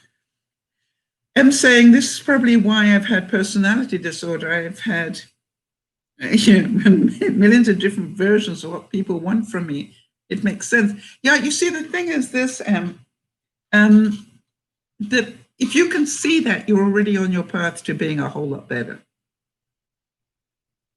All right? If I try to change with everybody that, how many viewers have wanted me to change what I do in the broadcast? And I go, hey, if you think that, start your own. Okay? This is what I do. I don't care about the numbers. I don't care. I care about changing the world 1 or 2 viewers at a time, knowing that other people in the ripple effect are going to learn the lessons. Jody's saying the older I get, the less I care about what others think of me. I still care, but I don't beat myself up quite as much. I'm still working on it. Yes, and we all will. But do you understand? I always look at it and go, hey, is that fair? And if it is fair, I go, well, what do I want to do about it? Do I want to change? Now, I want to have a little exercise conversation again, because I think it's really important. Do any of you know how long a half marathon is? I'm thinking that if Charlotte were with us, she'd be able to tell us. Oh, interesting. Emma's saying that I can keep friends though. I cannot keep friends though. I find it impossible for me. I am not a full-time, hi, how are you person. I will not talk for months and then try and pick up where I left off. Not many friends like that. They take it personally. I want to tell you something. You're probably going to be surprised to hear that, but I am not a hello, how are you every day sort of person either. And I have a lot of really good friends who understand that. But you know what they know, Em? That brown sticky stuff hits the fan, they know who's going to be there in a heartbeat and stand talking to them every day. Or sending them a hug every day. They know that. You see, I don't think that friends, that there are different levels of friends, right? The friends, they're pretend friends, there are friends, and then there are solid friends. I think they're different people. And I've had solid friends that fell away. It happens. So I wouldn't worry about it, Em. I think maybe the friends that you've had are not the right friends for you because they don't understand that in you. They don't. You see, I think what a friend is somebody that can see all your flaws and still love you. Right? I think that's what a friend is. I don't think a friend is somebody that wants you to be perfect. I think a really good friend is somebody that can see your flaws and you trust them enough to tell them about your flaws, but they can see your flaws and they still love you. I think that's great friendship. All right, so here's the question about a half marathon. I found out that a half marathon, now you're going to ask, why on earth did I ever start looking into this? Well, I'm going to tell you. A half marathon, they say if you want to walk a half marathon, you only have to be able to do about 8 do that half marathon at a speed of 18 minutes an hour. And that some full marathons actually have a 5-hour cutoff time. So if ever you want to walk a half marathon, and I want to think about this, because, you know, Charlotte does these 5-kilometer things, but yes, I think it's 13 miles. Certain Jodie's looking it up as we talk, Jeannie. She'll do the research on that. But what I'm saying is, did you know that you can walk a competitive half marathon? The only thing you need to know is that you can walk at an average speed of 18 minutes a mile for that time. Don't think crawling is acceptable. Actually, you know something? It probably is, if you can crawl at that speed. So what they say is that if you want to actually walk a half marathon, try and find a marathon that allows for the half marathon, because a marathon has a cutoff time of 5 hours. So you'll finish, you know, if you're going to finish, you're going to finish within 5 hours, the half marathon. So I thought that was a really interesting thing. And of course, why did I want to know? Where's my phone, people? You know it was here. Seriously, what did I do with my phone? Did it fall behind? I had it right here to show you a picture. Hold on a second. I just need to find my phone to show you something. There's a reason for this.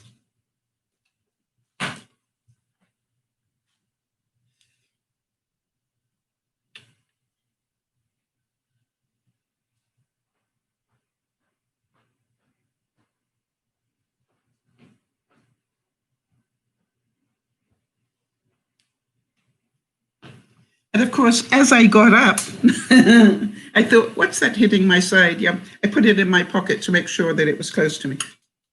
All right, so here's why I wanted to find out about the half marathon. I was doing some walking in place. By the way, I've now I walk every day without leaving my home. I'm really got this under control now, and I feel terrible when I don't do it. I realized that this week I did 4.5 miles in, I think it was 40 minutes. 4.5 miles in 40 minutes. And I went, that's moving it a bit. And the reason that I knew I was moving it a bit was because what it was doing to my cardio. All right, and let me see if I can show you that. And the reason I'm telling you this is because this is the lady who, okay. I want you to see my resting heart rate, but can you see the places where my heart rate jumps right up? There. Those are the times that I am walking. In my house, and now, you know, I found those incredible walks on YouTube, walk through, you know, Jodie was saying she found a really pretty walk there through Brighton. You know, it's just like there's so many walks now that you can do. But I found that even then, you know, even if I watch the news and I just walk for half an hour or 40 minutes a day, it's my new thing. And you will remember that when I started, I could not do 10 minutes very well, all right? And now it's sort of like, if I don't do that 40 minutes a day, or 30 minutes anyway, you know, I don't feel, I don't feel I've done the right thing. So this is what I wanted to show you. This is what happened to me. Was last week. This was my steps last week. Can you see that? I did over 60,000 steps last week. I went, that's a lot of steps, Sal. That is averaging, I think, 8,000 steps a day. Or, so it's just like, that's a lot of steps. Yeah, wow. And this from the person who doesn't like exercise. Now, Jodi's saying she loved her walk. How did you do it, Jodi? Because you can't stand up for more than a couple of minutes. Yes, Jodi, there were 2 days over 11,000 steps. Isn't that amazing? Now, you know me, I'm not going to lie to you. Do you believe, seriously, do you believe that I made that up somehow? The thing was, how many of you know that I said if I sat down and just did like this, it would actually count as steps and raise my heart rate? You remember I said that to you and you all laughed at me? Well, that's not the way that I walk, but it is the way I started to walk. I don't mind telling you. I literally would go, I think I'll just sit here and I'll do this for 10 minutes, see what happens. And I noticed that it pushed my heart rate up. It was aerobic, people. And so to me, it was like, that was my starting point. Then I got the Wii Fit, okay? And then I found that the yoga was very interesting, but it wasn't helping my steps at all. And I wanted to up my steps because I know I needed to increase my cardio for the winter. And then I found that, they had a walking game. Then I found they had a cycling one where you have to do like this to get the cycle going. I want to tell you something. You have no idea how doing this raises your heart rate. Let me see if I can find out what it does. Hang on. There's my heart rate. Okay, 76 beats per minute at the moment. Let me do it some more. Now you're going, Sal, that's not using your legs. And I'm going, no, but you know something? It's pushing blood through my whole system and it's pushing it hard. Why do I know that? Because now, wow. Hang on a second. It's up to 80. And so now here's something else that I found. If you remember, I talked about this, that doing this for 5 minutes fast will really push my heart rate up to 99 beats per minute, right? Now, do you understand what I'm doing is I'm forcing my heart to pump blood faster, and that's 122 beats a minute. Do I prove my point, people? Oh, can I show you? Oh, wait a minute. Before it drops too much. Okay, so do you understand? This is what it's about.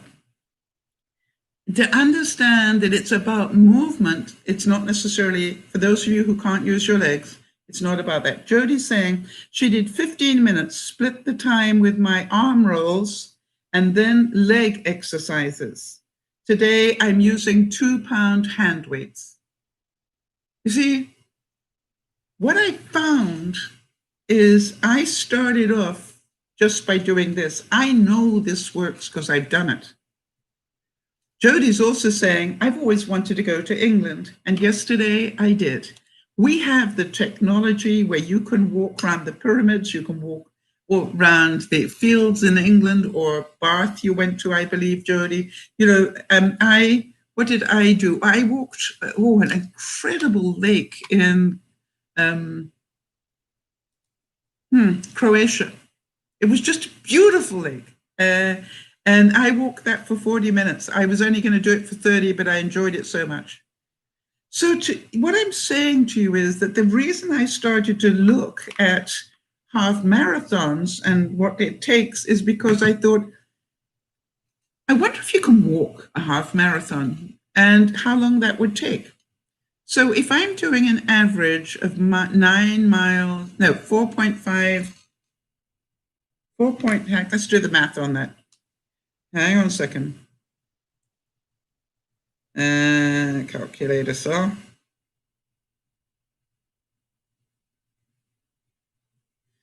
Okay, so I'm doing 9 miles an hour at the moment, okay? And I need to be able to do 11 miles. That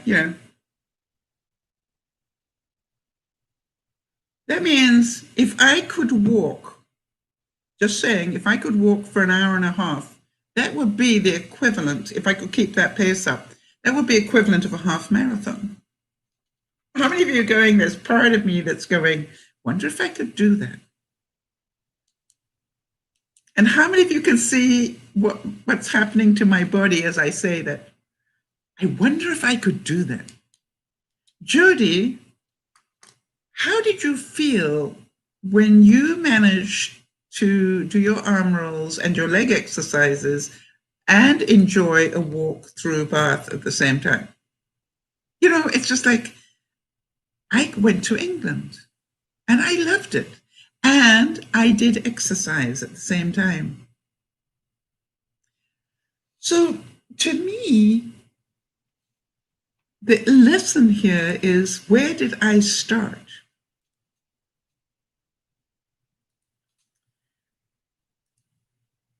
And that's the important thing.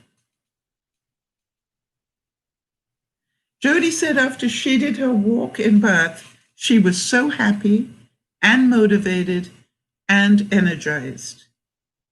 The question is, I now make half an hour a day minimum. This is the interesting thing. It's no longer 10 minutes a day, half an hour minimum to walk. Not to lose weight, not to improve my blood sugar, although I'm sure it will eventually do that. I walk that length every day because I know it's good for me. And I don't need to see my weight drop. I don't need to see anything else. I know that that is good for me. I found out that our bodies lose strength from the lower parts down. In other words, you will lose the use of your legs. As your body atrophies, it starts with your limbs. So the most important thing that we can do is to keep our legs moving. And Jody's saying those exercise endorphins are real, even when I'm sitting down. That's what I tried to tell you all. But the question is, can you consider yourself important enough? That's what I realized. To make yourself a priority. That is the trick. I am stopping the world because I want to exercise now. That is a major shift for me. I have never been able to do that, and I've been doing it now for nearly 2 months. It makes me pretty happy. So we're out of time, and what I would like to do is to continue the rest of this broadcast, which really will be a flip over of the 2 broadcasts, because I'm going to talk about all the joyful things that have happened to me this week, other than where we started. But you know what I want you all to do is to know, be patient with yourself. It took me until my 60s to give up smoking. I spent a lifetime trying to do it, but I did it eventually. You see, I never quit on my goals.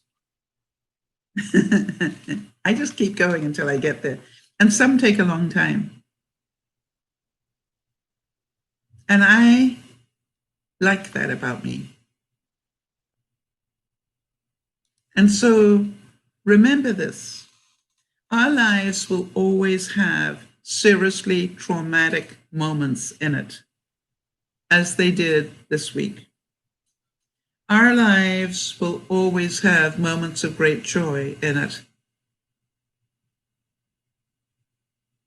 Our job is to stay centered regardless of what's going on.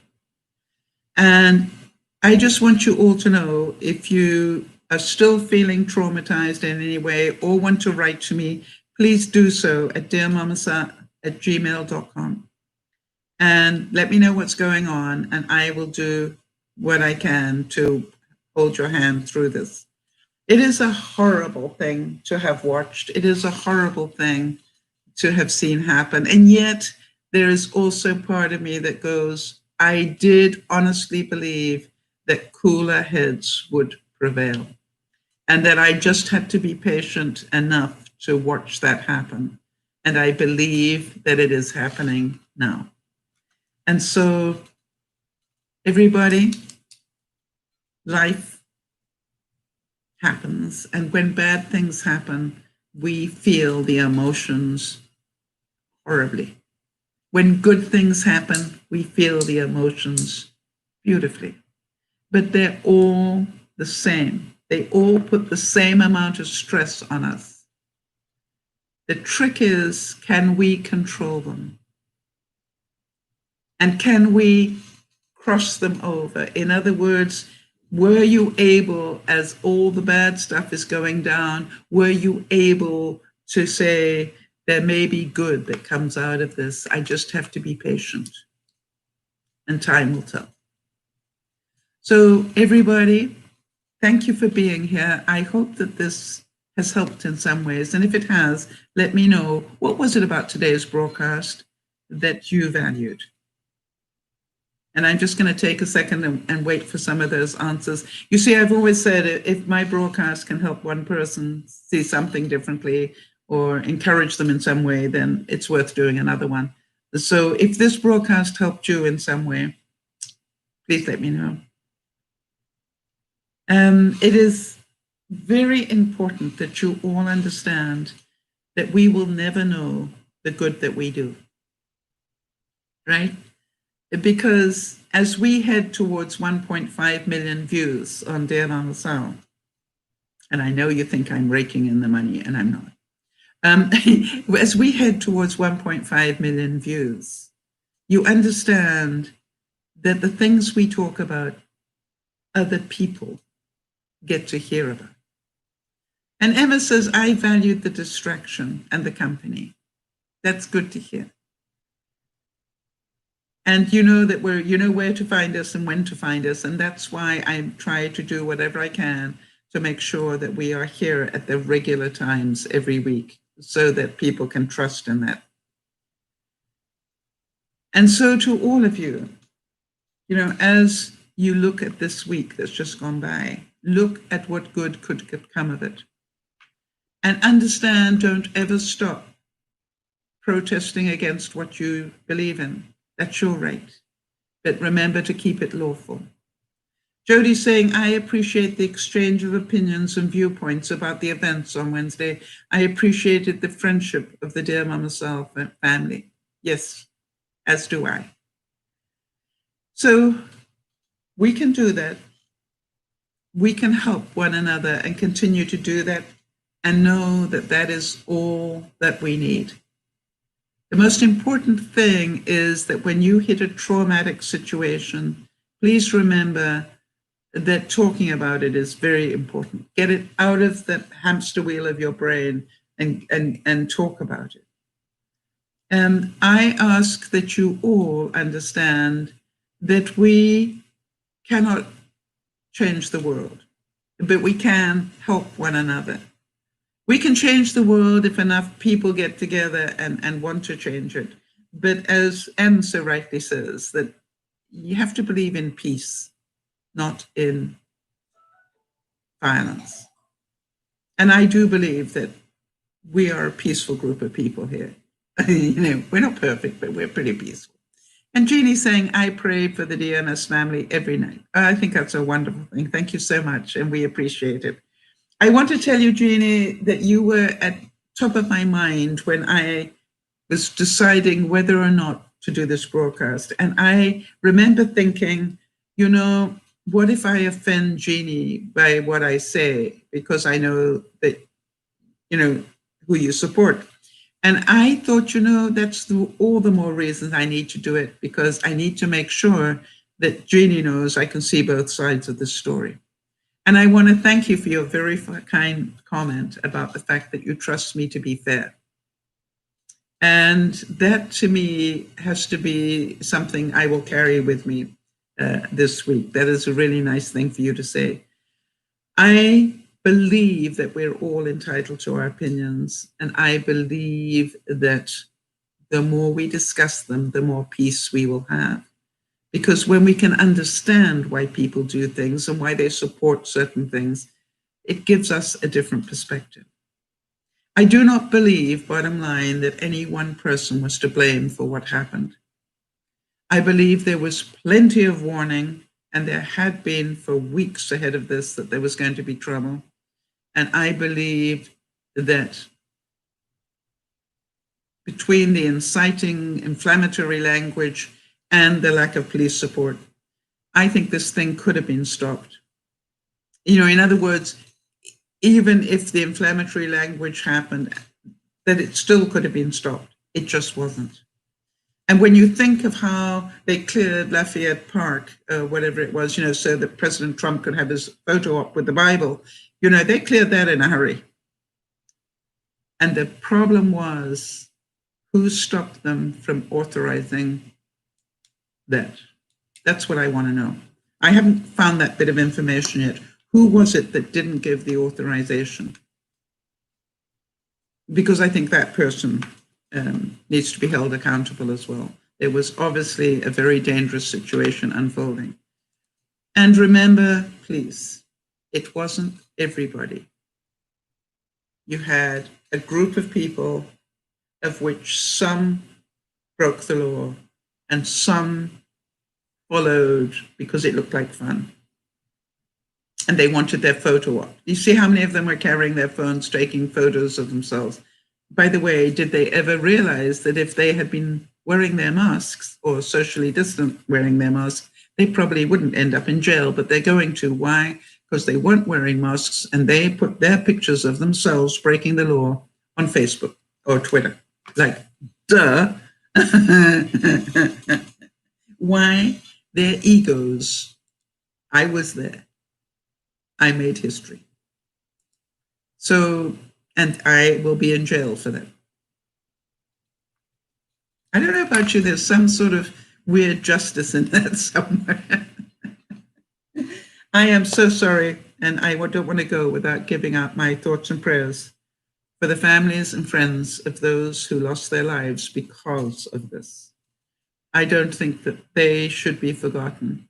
And there's part of me that goes, I hope they put up a memorial of some sort, however small, at the foot of the steps of, or somewhere around the Capitol building to say these people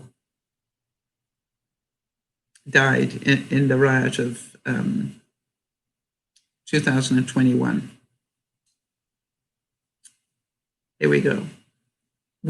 Our job is to continue. Our job is to see life go on around us and do the best we can to help one another. This is DearMamaSal saying thank you so much for allowing me to do this broadcast and to be here and support one another. We will see you tonight at 7 o'clock Pacific. This is DearMamaSal saying bye-bye for now.